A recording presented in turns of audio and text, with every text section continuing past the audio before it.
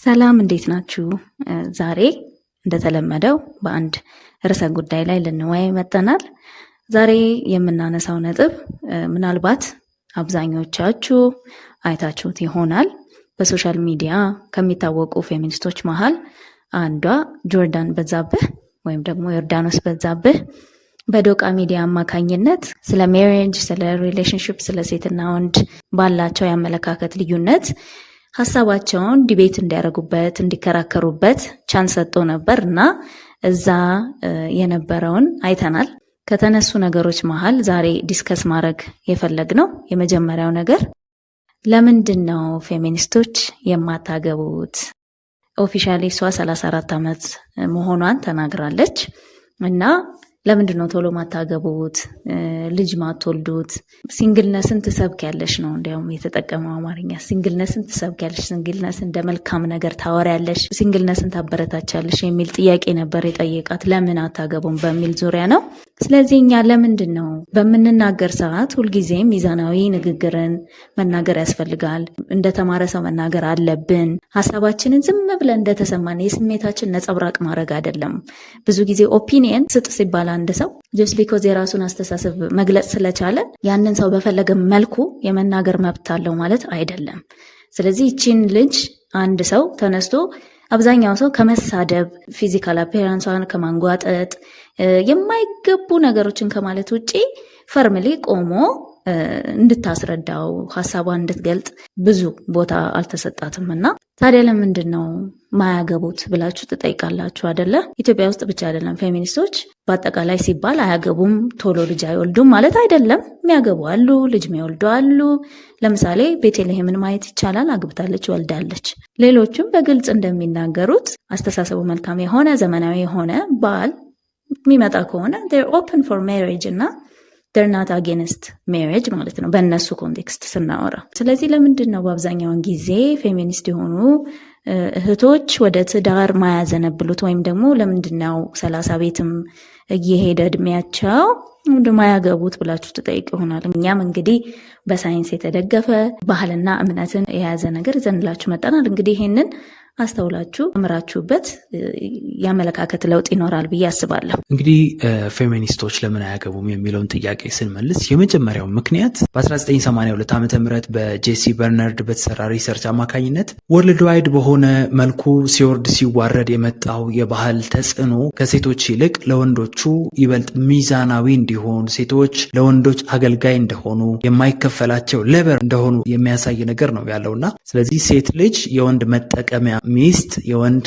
አገልጋይ ወይም ባሪያ ተደርጋ የምትታይበት ሁኔታ ስለነበረ አሁን ደግሞ ከጊዜ ጊዜ ዘመኑ ቢዘምንም ብዙ ነገር ቢስተካከልም ስቲል ግን ያ ተጽዕኖ ያ አቲቲዩድ ያላቸው አብዛኞቹ ወንዶች ስላሉ እነዚህ ወንዶች አመለካከታቸው እስካልተቀየረ ድረስ አሁንም ሴቶች የማግባት ፍላጎታቸው ይቀንሳል ማለት ነው። ማንም ሴት ለመረገጥ አታገባ። ማንም ሴት የበታችነት ስሜት እንዲሰማት ወደ ትዳር መግባት አትፈልግም። ይልቁንም ቴኬር የሚያደርጋትን እንክብካቤ የሚሰጣትን የሚያፈቅራትን ለልጆቿ ጥሩ አባት የሚሆናትን ባል እሷን የተሻለች ሴት የሚያደርጋትን ወንድ ነው የምትፈልገው እና ከሶሻል ሚዲያ አጠቃቀም አንጻር እንኳን በፌስቡክ፣ በቲክቶክ፣ በኢንስታግራም፣ በዩቲዩብ በተለያዩ አይነት ድረገጾች የብዙ ወንዶችን ኮመንት እኔ ፐርሰናሊ ለማየት ችያለሁ፣ ለመታዘብ ችያለሁ። ይህንን ስናገር በጣም ማስተዋል ያለብን ወንዶች ሆነን ፖዚቲቭ ነገር ስለ ሴቶች ሲነሳ ሲነገር ሴቶችን ሰፖርት የሚያደርግ በተጎዱበት አቅጣጫ የሚቆምላቸው ሀሳብ ሲነሳ ራሱ በጭፍን የጥላቻ ንግግር የምትናገሩ ኮመንት ላይ የምጽፉ አጸያፊ ቃላትን በዳይሬክት ሜሴጅ የምጽፉ ወንዶች አላችሁ እና እንደዚህ አይነት ሰዎች ናቸው ትዳር እንዲጠላ እንዲፈራ የሚያደርጉትና ከምንም በላይ ግን ማወቅ ያለብን እህቶቼ፣ አንደኛ ትዳር ለወንዶች ጥቅም የቆመ ተቋም አይደለም። ትዳር አሰራሩ ከመሰረቱ ራሱ የትዳር ባለቤት ወንድ አይደለም፣ ባይዘው ሴትም አይደለችም፣ መንግስትም አይደለም፣ ወይ ደግሞ የሆነ አሶሲዬሽን ወይ የሆነ ተቋም ምናምን ነገር መንግስታዊ ያልሆነ ድርጅትም አይደለም። የትዳር መስራቹና ባለቤቱ እግዚአብሔር ነው። እግዚአብሔር ደግሞ ያስቀመጠው ስታንዳርድ አለ። አሁን ለምሳሌ ብዙ ጊዜ ወንዶች ሴቶችን አቢዩዝ ለማድረግ የሚጠቀሟት ከመጽሐፍ ቅዱስ መዘው፣ ሴጣንም ባይዘው ከመጽሐፍ ቅዱስ ጥቅስ መዞ ክራይስትን ቴምፕት እያደረገ ነበረ። ስለዚህ በዚህ አንደነቅም ወንዶች መዛችሁ ብትጠቀሙ ማለት ነው። ተገዢ ተብሎ ተጽፏልና ተገዢ ምናምን ምን ማለት ነው? ኮንቴክስቱ ምንድን ነው? አውዱ ምንድን ነው? እዛ ስፍራ ላይ ለማስተላለፍ የፈለገው ነገር ምንድን ነው? ተገዢ፣ በቃ ዝም ብለሽ ተገዢ ምናምን። ይሄ ቦሲ ለሆነ ላልተገራ ባህሪያችሁ፣ ላልተሰራ ማንነታችሁ፣ ሴቷን ለመርገጥ እንዲመቻችሁ፣ ያውም ቅዱስ ከሆነው ከእግዚአብሔር ቃል መዛችሁ በቃ ተገዢ ምናምን። ብራዘር ዳዝ ወርክ ላይክ ዛት። መጀመሪያ አንተ መገዛት አለብህ ለፈጣሪ። መጀመሪያ አንተ እንድትገዛልህ የሚያደርግ ካራክተር ሊኖር ይገባል። ሚስት እንድትገዛልህ ሚስትህን ልትወዳት ልትንከባከባት ይገባል እንጂ ዝም ብሎ ተገዢ በቃ ባል ራስ ነው። ራስ ምንድን ነው ሲባል ፈላጭ ቆራጭ አልተጻፈም፣ የለም። ፈላጭ ቆራጭ የሚል አውዳዊ ፍቺ የለም በፍጹም። ይሄ ኤሲጀስስ ይባላል። ሄርሜኒስቲካሊ ፋላሲ ነው ማለት ነው የምትሰራው። አልተጻፈም። ለዚህ የሚባል ነገር የለም። ምንድን ነው ለማለት የፈለገው? ራስ ማለት ምን ማለት ነው? ራስ ማለት ከመሰረቱ ሪስፖንሲቢሊቲ ቴከር፣ ኃላፊነት ተሸካሚ እንደዛ ማለት ነው። ለራሳቸው እንዲመቻቸው አድርገው ጥቅስን የሚያጣምሙ ሰዎች ናቸው ትዳርን እንደ አውሬ ሴቶች እንዲፈሩ የሚያደርጉ። ስለዚህ በዚህ አጋጣሚ እህቶቼ ጤናማ አቲቲዩድ ያለው ሰው አለ። ስለዚህ ዴት የምታደርጉበትም ቦታ ማተር ያደርጋል ብዬ አስባለሁና ውሏችሁን፣ አብራችሁ የምታሳልፏቸውን ወንዶች ምን አይነት አካባቢ ነው ያሉት? ምን አይነት ሰዎች ናቸው? ምን አይነት አቲቲዩድ ነው ያላቸው? ኮንዘርቫቲቭ ናቸው ወይ ከመሰረቱ? ስለዚህ እነሱ ጋርም ጊዜ ማሳለፍ አያስፈልግም እላለሁ። ኦቨርኦል ትዳር መልካም ነው፣ ጋብቻ ጥሩ ነው፣ መጥፎ አይደለም። መልካምም ሰዎች ደግሞ አሉ።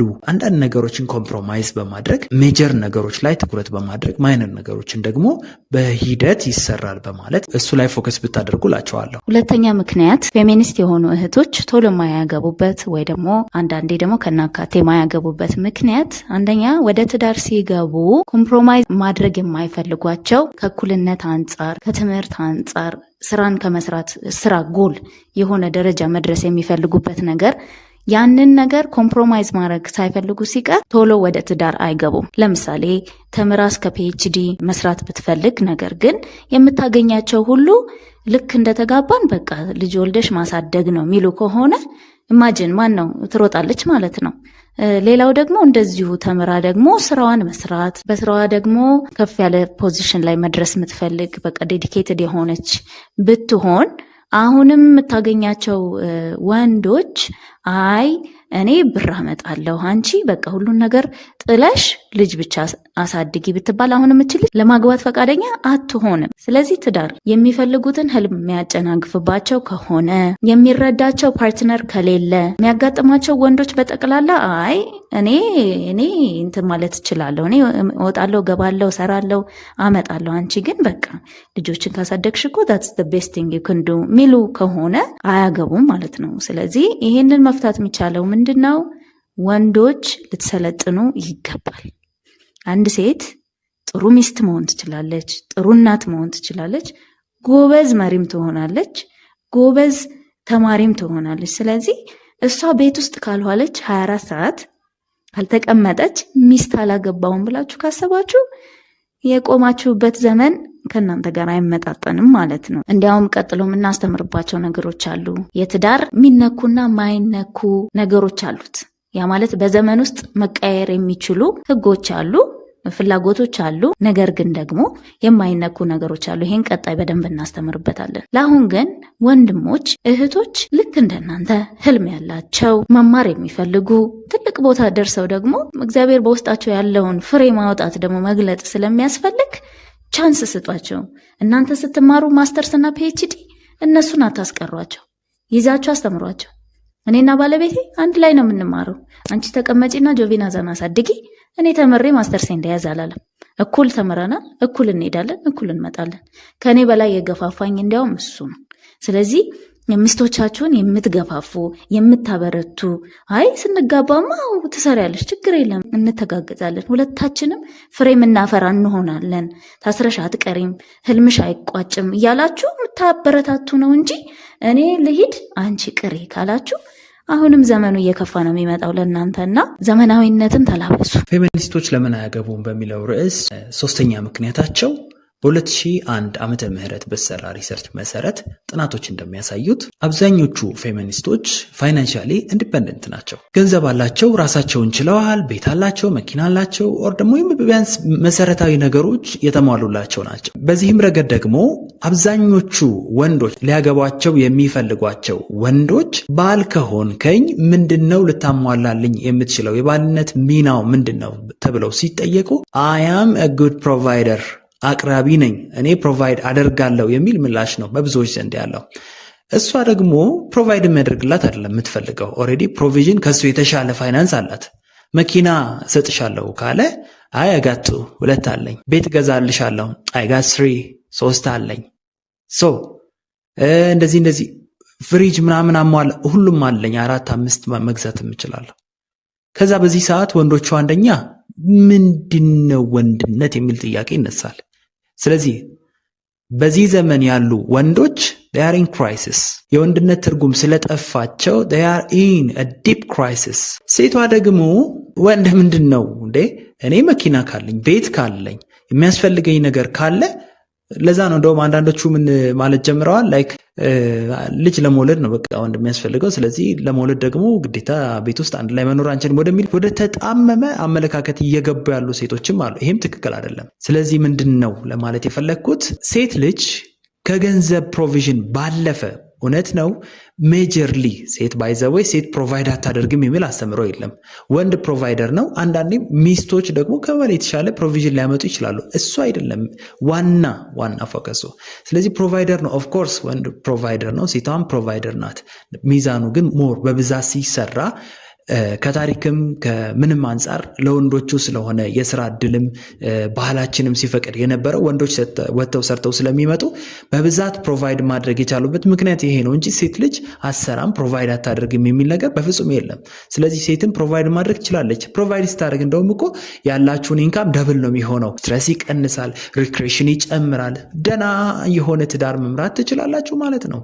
ዳሴት ፖዚቲቭሊ ተመልከቱት እስቲ ፖዚቲቭሊ ተመልከቱት። የሆነ መበለጥ ምናምን የሚመስላችሁ ወንዶች አላችሁ። እሷማ በደሞዝ ልትበልጠኝ አይገባም ምናምን የምትሉ ባሎች አላችሁ። በደሞዝ እንዳትበልጥ ታዲያ ምን ታደርግ? ጉድጓድ ትቆፍራለህ። እግዚአብሔር ይቅር ይበል። ሌላ የሚለው ነገር የለኝም። እውነቴን ነው፣ ልክ ስላልሆነ ማለት ነውና ስለዚህ ሴት ምንድን ነው የምትፈልገው? በዚህ ዘመን ያሉ ሴቶች ምንድን ነው የሚፈልጉት? ዘመኑን መዋጀት ካልቻላችሁ ወንዶቻችን በጣም አደጋ ላይ ናቸው ያላችሁት። ይሄ ልንገራችሁ። በዚህም ዘመን ሆነ በድሮ ዘመን ሴቶች የሚፈልጉት የመጀመሪያው ነገር ሮማንቲክ ሃዝባንድ ነው። በቃ ፍቅር ይፈልጋሉ። የሴት ልጅ አንደኛ ፍላጎቷ ፍቅር ነው፣ ሮማንስ ነው። ኢሞሽናሊ ሰፖርት የሚያደርጋት ጉድ ሰፖርተር ጉድ ላቨር ነው የምትፈልገው። የሚወዳት የሚንከባከባት፣ ጥሩ ባል የሚሆናት፣ ሰፖርት የሚያደርጋት፣ ያላትን ነገር ማልቲፕላይ መጥቶማ የሚያጠፋ ከሆነ ዲስትራክሽን ከሆነ ለምን ታገባለች? ከፋይናንሻል ፕሮቪዥን ባለፈ ኢሞሽናል ሰፖርተር፣ ሮማንቲክ ሃዝባንድ፣ የሚወዳት የሚንከባከባት፣ ፍቅር የሚሰጣት።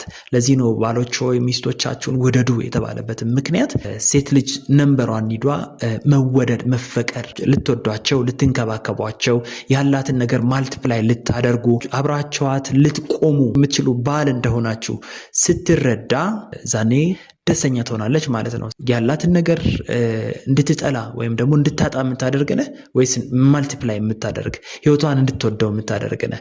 ስለዚህ ሴት ልጅ በለጠችኝ ምናምና የሚባል የለም። ሚስት የተሻለች ደረጃ እንድትደርስ ነው ሲጀምር አንተም የተሰጠ አንዱ ኃላፊነት። ካልቲቬተር ነህ። ካልቲቬተር ከሆንክ ደግሞ to bring the best out of something፣ ከአንድ ነገር የተሻለ ነገር መግለጥ ማለት ነው። እና አንዱ ሚናችን ባሎች ሚስቶቻችን የተሻለ ደረጃ ላይ እንዲደርሱ ማድረግም ነው። ይሄ ኃላፊነትም አለብን እና ከዚህም አቲቲዩድ የተነሳ ሴቶች በተለይ ፌሚኒስት የሆኑ ሴቶች አያገቡም ማለት ነው። ይሄ ነው አንደኛው ምክንያታቸውና ስለዚህ ፕሮብሌሙ ያለው እነሱ ጋር ሳይሆን ወንዶቻችን ጋር ነውና ወንዶቻችን ይህንን አቲቲዩድ በማስተካከል ቆንጆ የሰለጠኑ ጥሩ ፌሚኒስቶች አሉን። አደንውጡ እላቸዋለሁ ወንዶቻችን። በአራተኛ ደረጃ እንደ ምክንያት የምናየው ፌሚኒስት የሆኑ ሴቶች ማያገቡበት ምክንያት ተብሎ እንደተቀመጠው በ1989 ዓመተ ምህረት በተሰራ ጥናት መሰረት ወጣው ስራ ሰርተው የሚመጡ ሴቶች እንኳን ከወንዶች አንጻር ሲታይ በትዳር ውስጥ ከፍተኛውን የቤት ውስጥ ስራ የሚሰሩት እነሱ ናቸው። ያ ማለት በቤት ውስጥ ያለ ሚዛናዊ ያልሆነ የስራ ክፍፍል አለ ማለት ነው። በዚህ ባለንበት በ21ኛው ክፍለ ዘመን ደግሞ ስፔሻሊ ፌሚኒስት የሆኑ ሴቶች አኒኳል የሆነ ወይም ደግሞ ሚዛናዊ ያልሆነ የቤት ውስጥን ክፍፍል አይቀበሉም። ለምሳሌ አንተ መጣ ከስራ ወይም ሁለታችሁ መጣችሁ ከስራ፣ አንተ ሪሞትን ይዘ ቲቪ ከፍተ እሷ ኪችን አትገባም። አይሆንም በቃ ማለት ነው። አይሆንም።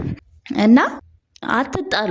ሄዳችሁ እንደዚህ ብለው ሲናገሩ ምናምን ሄዳችሁ አትስደቧቸው፣ ምንም ማምጣት ስለማትችሉ ማለት ነው። ምናልባት ያው ሴቶችም ሆነው ኢትስ ኦኬ፣ አንተ ብትሰራ ባትሰራ ምንም አይመስላት ሴት አለች መስራት የምትፈልግ። ነገር ግን እነዚህ ሴቶች ጋር ሄዳችሁ ለምን አልሰራችሁም? እኔን አግብተሽ ለምን እኔ ወንበር ላይ ተቀምጬ እኔ ሶፋ ላይ ተቀምጬ ቲቪ እያየሁ አንቺ ገብተሽ ስሪ ብላችሁ አትጋጩ። ሄዳችሁ በቃ እነሱ ማግባት ያፈልጉት ሰው እኩል መጠዋል፣ እኩል ደክመዋል፣ እኩል ደግሞ እየተረዳዱ እሷ ሽንኩርት ብትልጥ እሱ ቲማቲሙን ወይ ደግሞ ማማሰል ሊሆን ይችላል ወይ ሌላ ነገር የሚሰራ ነው። በቃ ቁጭ ብሎ የሚቀመጥ ባህል አይፈልጉም። ስለዚህ እንዴት ነው ማድረግ የሚቻለው? ባይዘወይ ይሄ ፌሚኒዝም ብቻ ባንለው መልካም ነው። ይሄ ባለንበት ዘመናዊነትም ወንዶች ብታደርጉት መልካም ነገር ነው። ትልልቅ ሰዎች ስለሆኑ ተገርፋችሁ መማር አትችሉም አይደለ? ህጻናት ቢሆኑ ግን ከወትኩታ እንደዚህ ያድርግ ይባላል። አምፕሪቱ ሹር አሁን የሚያድጉ ህጻናት እናቶቻቸው ስራ ስለሚያሰሯቸው ሚስት አግብተው እግራቸውን ሰቅለው የሚቀመጡ አይደሉም። በዚህ አጋጣሚ ወንድ ልጆቻችሁን ስራ የማታስለምዱ፣ ሲያገባ ልክ እንደ ባሎቻችሁ እግሩን የሚሰቅል ልጅ የምታሳድጉ እናቶች እባካችሁ። ሌላ ደግሞ ጄኔሬሽን ደግሞ ባይፈራ መልካም ነው። ስለዚህ ስራን የማይፈራ ጓዳ መግባትን የማይፈራ ምግብ ተሰርቶ ማሞቅ እንደ እንትን የሚከብደው ባል ረስማ ምንድን ነው አሞቀሽ ስጭኝ ሚላል መጣድ የሚያቅተው ማለት ነው። ኢማጂን መጥረግ መወልወል በቃ ሁሉ ነገር የሴት ስራ በቃ ሴት ናት ብሎ አይምሮውን በቃ እንደዚህ አድርጎ ከፍሎ ያስቀምጣልና በእንደዚህ አይነት ሁኔታ ቅድም ባለቤቴም ብሎታል፣ አይቀጥልም። በቃ ዘመን ሲቀየር ደግሞ መልካምን ለውጥ ደግሞ መቀበልን ልመዱ። ያሳጣችሁ ነገር የለም። ከወንድነታችሁ ጋር አይፈታተንም፣ ከባልነታችሁ ጋር አይገናኝም። ነገር ግን የተሻለ ፍቅር፣ የተሻለ ትዳር፣ የተሻለ መዋደድ፣ ሚስት እንዳትደክም፣ ሴት ልጅ እንዳትደክም የሚያደርግ ነው። ስለዚህ ይሄ ዘመን ለሴቶች መልካም ዘመን ነው። አይ አያቴ እንደዛ አይደለም፣ አይ አባቴ እንደዛ አላደረግም፣ አይ አባቶቻችን አትበሉ። አባቶቻችሁ በዛ ዘመን ኖረዋል፣ አልፈዋል።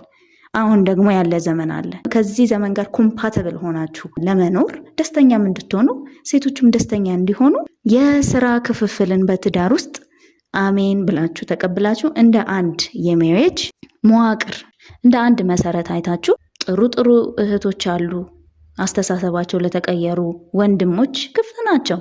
እንደ ዘመናዊ ሰው ተነጋግራችሁ ተዋዳችሁ ተፈቅራችሁ ወደ ትዳር መግባት ይቻላል። ስለዚህ አስተሳሰባችንን እናዘምን ማለት ነው። አምስተኛው በቤተሰባቸው ሊሆን ይችላል፣ በአካባቢያቸው ሊሆን ይችላል፣ በተለያየ አይነት ሁኔታ ምሳሌ ሊሆን የማይችል ትዳርን ተመልክተው ቶክሲክ የሆነ ትዳርን ተመልክተው እንደዚህ አይነት ትዳር ቢያጋጥማቸው የአእምሮ ጤናቸውን ወይም ሜንታል ሄልዛቸውን እና አእምሯቸውን አይደንቲያቸውን ሉዝ እንደሚያደርጉ ያስባሉ። ስለዚህ ከዚህ የተነሳ ትዳርን ይፈራሉ ማለት ነው። ምክንያቱም አባት እናትን ሲደበድብ ወይ ደግሞ ባል ሚስትን ሲደበድብ ይመለከቱና ትዳር ውስጥ መግባት ሲያስቡ ተሴም አይነት ፐርሰናሊቲ ያለው ሰው ወይም ወንድ ያጋጥመኛል፣ ስለዚህ ካገባው በኋላ እኔም እደበደባለሁ የሚል ፍርሃት ይኖራታል። ሲጨቃጨቁ ወይ ደግሞ በቃ ቤት መቤት ብቻ ሆና ምንም ነገር ላይ ሳትደርስ በቃ ልጆችን ብቻ እያሳደገች የሆነ ነገር ማሳካት የምትፈልገው የልጅነት ህልሟ ተቃጥሎባት አንደኛ እናንተን ስለወለድኩ ነው ህልሜን የተቀጨሁት የሚሉ እናቶች አሉ።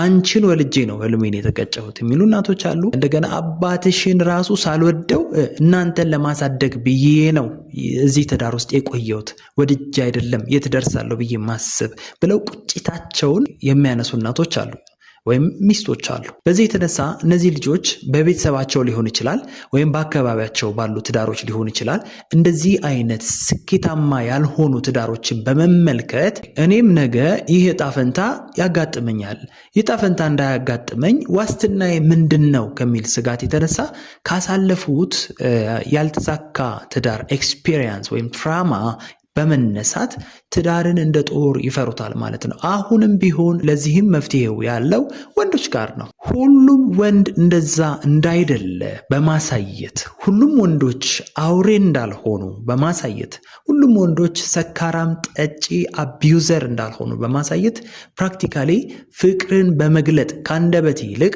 በተግባር ያንን ፍቅር በማሳየት ይህንን አቲቲዩድ መቀየር ይቻላል ማለት ነው። አንዳንድ ወንዶች ለሰላምታ ራሱ ለማቀፍ እንደዚህ እጃቸውን ዘርግተው አለ አይደል ኖርማል ሰላምታ እጃቸውን ሲዘርጉ ድንግጥ የሚሉ ሴቶች አሉ። ለምን? አቢዩዝ ነው የሚታያቸው እና የተጎዱ ሴቶች ሊሆኑ ይችላሉ። ስለዚህ ሁሉ ማለት አይቻልም። አንዳንድ ፌሚኒስቶች ካልተሳኩ ትዳሮች በመነሳት ትዳርን እንደ ጦር ሊፈሩ ይችላሉ። ስለዚህ ሁሉም ወንዶች እንደዛ ለመሆናቸውን ወንዶች በመለወጥ በማሳየት በተግባር ከገነነው ነገር ይልቅ እውነተኛ ማንነት የወንድ ምንድን ነው? ወይስ ነን እውነት ነው እንደዛ ነው? ወንዶች አይደለንም አይደለ? ስለዚህ ሁሉም ካልሆነ ያልሆንን ደግሞ እንደዚህ አይደለንም፣ እንደዚህም አይነት ወንድ አለ እግዚአብሔር ይመስገን የሚሉባቸው አይነት ማንነትን ልታሳዩ ይገባል ማለት ነው። ስለዚህ በመጨረሻም ፌሚኒስቶች ለምን አያገቡም የሚለውን ጥያቄ በዚህ መልኩ እነዚህን 5 ነጥቦች በማንሳት ምክንያታቸውን ልትረዱ ይገባል። ስለዚህ በብዛት እዚህ ትምህርት ላይ የምታገኙት አሳይመንት ከሴቶቹ ይልቅ ለወንዶቹ ነውና ወንዶች ሴቶች ለኛ ያላቸው ገጽታ ወይም አመለካከት አዛምሽን እንዲስተካከል እኛ በጣም አበክረን ብዙ ነገሮችን ማስተካከልና ወርደን መስራት ይኖርብናል ማለት ነው። እውነተኛ ማንነታችሁን ፍቅር፣ ርህራሄ፣ ራስን መግዛት፣ ዲስፕሊን፣ ለሴት ልጅ መራራት፣ እንክብካቤ፣ ሮማንስ የተለያዩ ነገሮች አሉና እነዚህ ነገሮች በማሳየት ሁሉም ወንድ አንድ እንዳልሆነ መልካም ወንዶች ደግሞ እንዳሉ ብርሃናችሁን በእህቶቻችን ፊት እንድታበሩ ጠይቃቸዋለሁ።